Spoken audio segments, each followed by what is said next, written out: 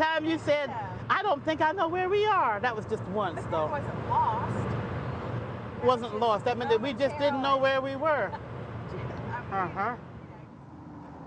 Prudence Lopp is a very dear friend whose formal job it is to appraise property. In addition to that, I just have this very intense interest in old houses and gardens and that sort of thing. So she has to look at real estate. A lot of it's rural, a lot of it's just farms.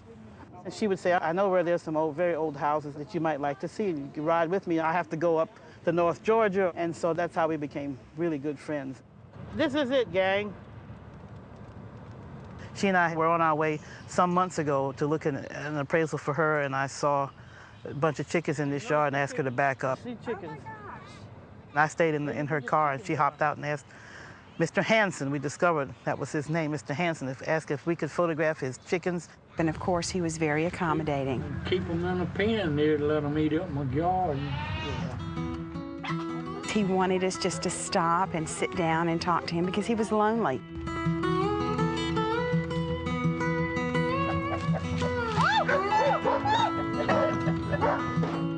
And then he showed us his pigs and his barn and his old tractor. Somebody stole one out of the pen there.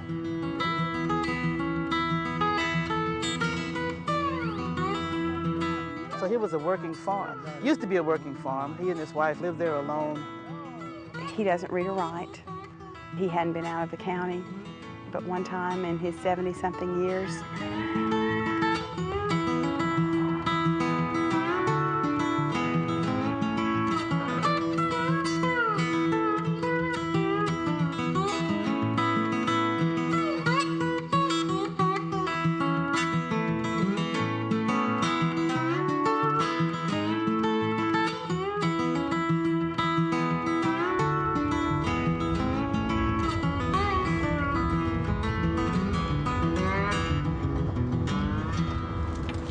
The frame, I haven't seen the frame of an outhouse in years. Oh my gosh. That's the frame of it. Beverly and I went out the other day and looked at some properties where there were outhouses and there was a frame of an outhouse, but you could still see the two little round holes. We get very excited when we see outhouses. Yeah, there were people living here. In fact, there was a lady across the street, right there, sitting on that porch. And I stopped to tell her that I was just taking photos of houses, that I was an artist, that I liked houses.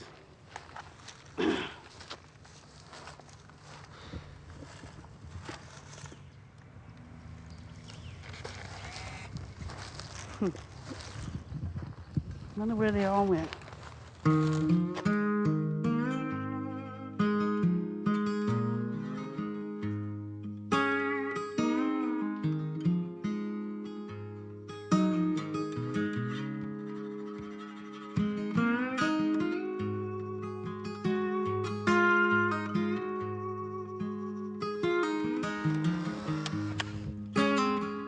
I photographed houses that are not there anymore, and it's like, I think maybe I shouldn't tell people I'm going to come and photograph their house. It's like, that means 2 months from now it won't be here, might not be here, right? It's a little scary. And I said to Prudence, we can't save the whole state of Georgia, we can't save everybody.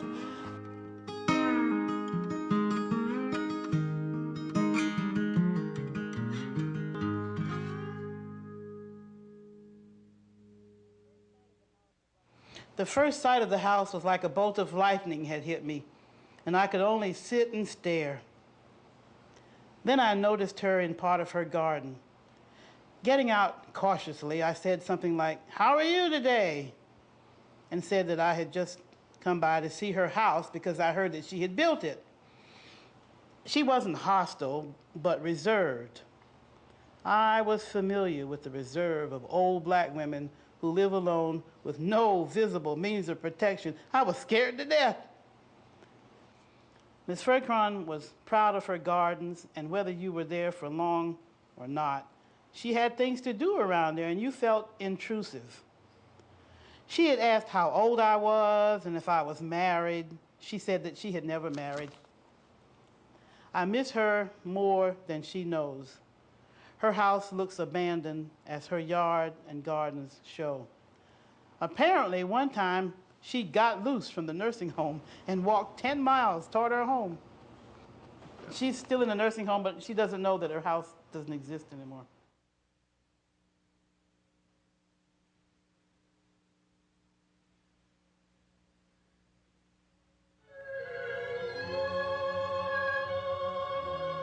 There may be artists who can have people watch them. I can't. It's a very private act. That's why. When I'm working, I listen to music. Who are you? If I'm doing shacks, I might put on Jesse Norman. You don't have to have a chimney. You're just a drawing. You don't need a chimney. If I put on the Rolling Stones, it would ruin it. Put on Rolling Stones another time, or put on nothing at all.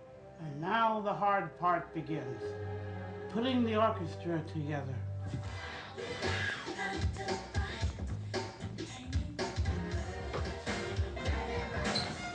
Woo!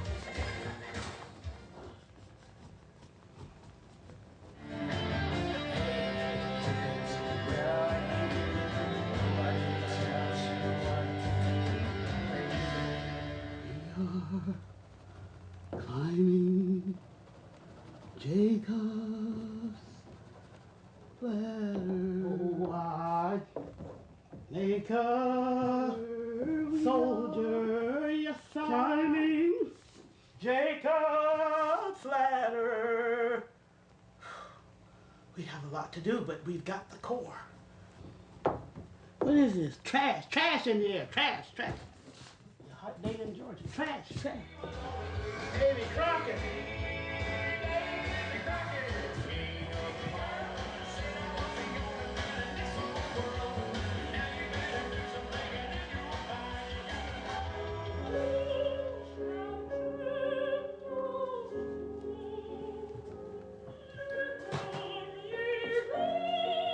No, you know who you are.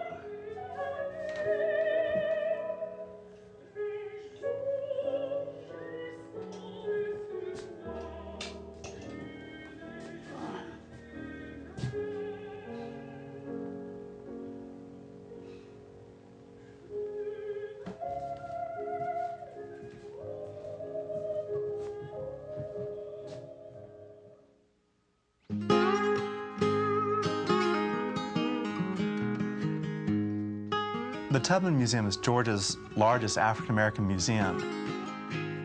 Our mission is to educate people about African-American art, history, and culture, and we do this in a lot of different ways. But for me, Beverly Buchanan's show of shacks, which we've entitled Coming Home, is one of the best ways we've ever done this.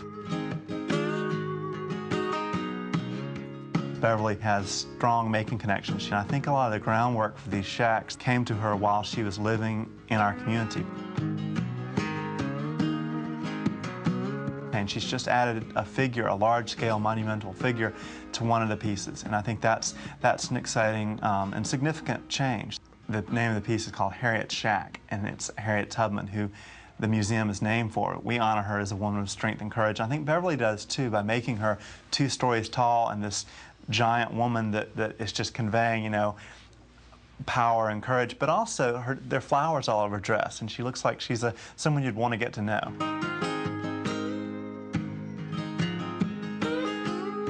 These are places that black and white, rich and poor, we all see and understand. These pieces just, I mean, they seem to dance. They, the colors, the wild lines, the movement. When we were hanging them, we kept putting the level on them, trying to see, did we really have them level? Because they seem to move and generate an energy of their own. And that comes from the bright colors and the unusual juxtapositions of these wild primary colors thrown right up against each other. To me, they're the visual equivalent of jazz. We see a lot of improvisation here. They're going in all different directions, but they make sense as a whole. It's just like jazz. There's a coherency and a consistency within the wildness. That's not to say there's not a lot of thought behind it. I think that people can make a real mistake in thinking what she's doing is random and haphazard. There's a random quality to it, But she thinks a lot about the relationships, even between little bits and pieces, as they work together. But she's definitely thinking about the overall composition.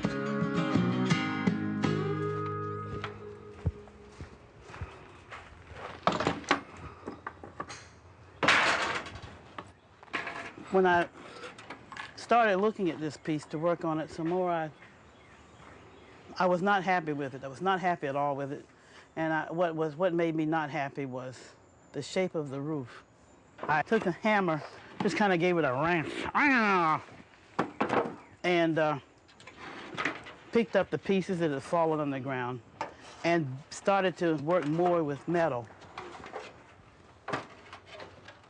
I'm not on a car assembly line. I don't have till 4 o'clock this afternoon to get this all ready to go here, because it's a little more complicated than that. I'm not counting the minutes and the times or the hours or the days. I'm working on what looks good and when I can work. If it suddenly starts to rain right now, I'd have to stop. Okay, let's turn you around so I can look at you.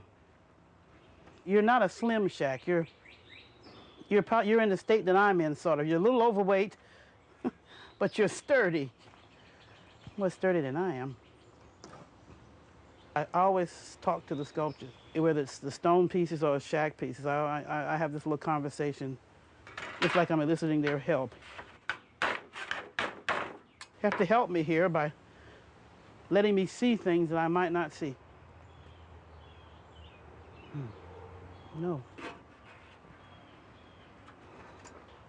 Doesn't seem to want to have a door, but we'll talk about it, won't we?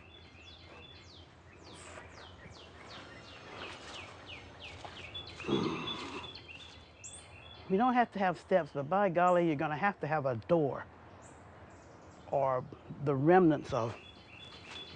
That piece is shaping up very well for me, except the door. I just have this obsession now about a door, when this piece is really a closed-up kind of piece. It really is. It will only need a door if my intention is to have it look abandoned, but someone could walk in and look around. But if it doesn't have a door, it means it's abandoned and you can't get inside to look at it. Frankly, you look nice without a door. I just think you should have a door. Oh. Whew.